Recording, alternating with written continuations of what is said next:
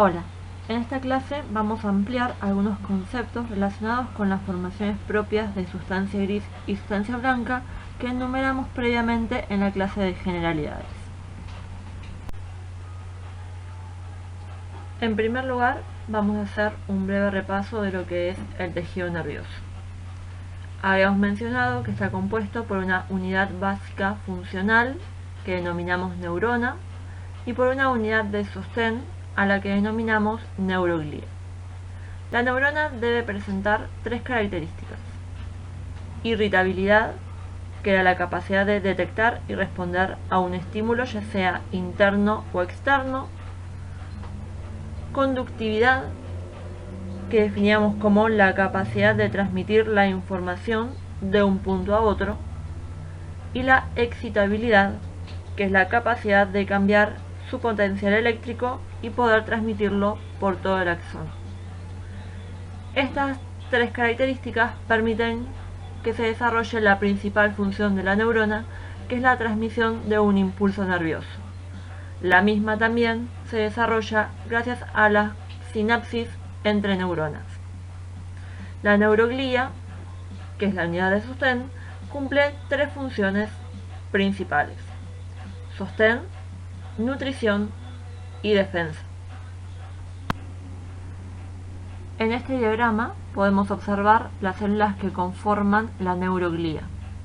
A la izquierda se mencionan aquellas que forman parte del sistema nervioso periférico, entre las que encontramos las células satélites y las células de Schwann. A la derecha se mencionan aquellas que forman parte del sistema nervioso central, donde encontramos oligodendrocitos, astrocitos, microglía y células ependimarias. En cuanto a la neurona, podemos describir un cuerpo o soma celular en el cual observamos el núcleo y el citoplasma con las distintas organelas, y también podemos describir prolongaciones más cortas como las dendritas y una más larga a la que denominamos axón. La finalización del axón se denomina teledendrón. Cuando muchos cuerpos celulares de las neuronas se encuentran juntos, constituyen lo que se denomina sustancia gris. En cambio, cuando las prolongaciones son las que abundan, se denomina sustancia blanca. Ahora mencionaremos las formaciones propias de sustancia gris. En primer lugar, vamos a mencionar aquellas que encontramos a nivel del sistema nervioso central. Tenemos, por un lado, en la diapositiva, un corte horizontal donde vemos cerebelo y protuberancia, y en él vemos, en la zona central, esa especie de viborita, que es uno de los núcleos profundos del cerebelo. ¿Qué es un núcleo? Un núcleo es la agrupación de somas neuronales a nivel del sistema nervioso central y que poseen sus somas neuronales un único tipo de información, es decir, que son o somáticos o viscerales, y por otro lado pueden ser o motores o sensitivos. Un núcleo no puede ser somático y visceral al mismo tiempo, ni motor y sensitivo al mismo tiempo. La corteza la vemos en este esquema ubicada en la periferia del cerebelo. Definimos a la corteza como el grupo de somas neuronales, cada uno de los cuales posee atributos de posición, tamaño y conexiones. Encontramos corteza a nivel del cerebelo y del cerebro. Las láminas son agrupaciones de somas neuronales según el tamaño, forma, densidad de concentración y características citológicas de las neuronas, que se encuentran en distintas regiones de la médula espinal. Los ganglios son las formaciones propias de sustancia gris que encontramos a nivel del sistema nervioso periférico.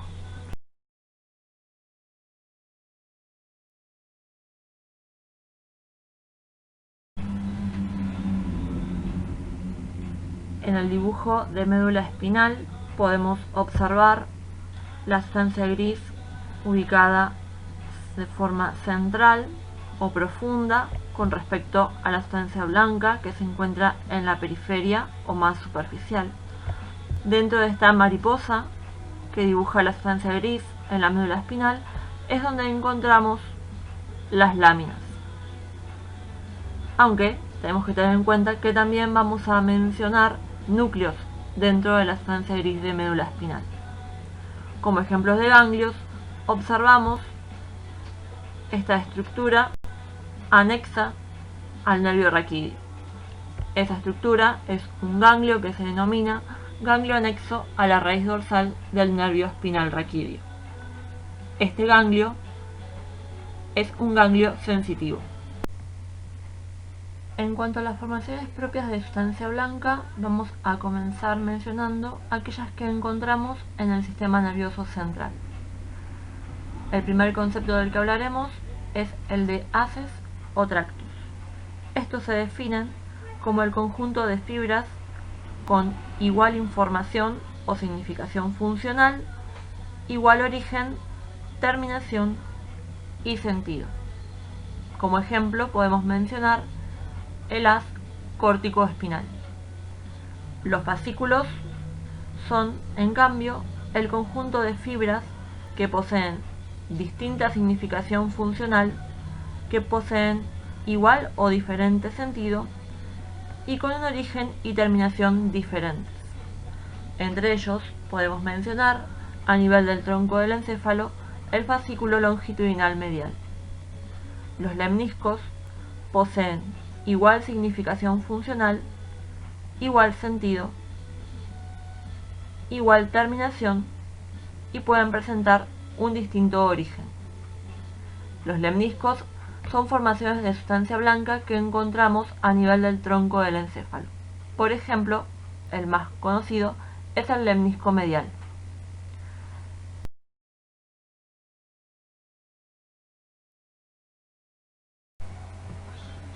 Por otro lado, a nivel del cerebro y del cerebelo, encontramos que las prolongaciones se agrupan formando fibras de asociación, comisurales o de proyección.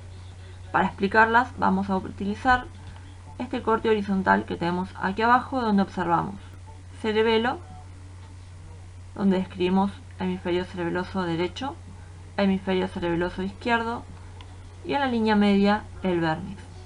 Hacia adelante o hacia ventral encontramos la protuberancia. Las fibras de asociación son aquellas que conectan áreas dentro de un mismo hemisferio, ya sea un hemisferio cerebral o un hemisferio cerebeloso. Cuando estas fibras conectan áreas cercanas dentro de un mismo hemisferio, se denominan fibras de asociación cortas. Cuando conectan zonas más alejadas, se denominan fibras de asociación largas. Las fibras comisurales conectan un hemisferio con el otro. Las fibras de proyección, en cambio, conectan ya sean hemisferios cerebrales como hemisferios cerebelosos con estructuras que se encuentran dentro del tronco del encéfalo principalmente. En este caso podemos observar desde el cerebelo saliendo fibras de proyección que llegan hacia núcleos que encontraríamos en la protuberancia. Estas fibras de proyección en el cerebelo se denominan pedúnculos cerebelosos. Los nervios son las prolongaciones que se agrupan a nivel del sistema nervioso periférico y son homólogos de los fascículos que definimos en el sistema nervioso central.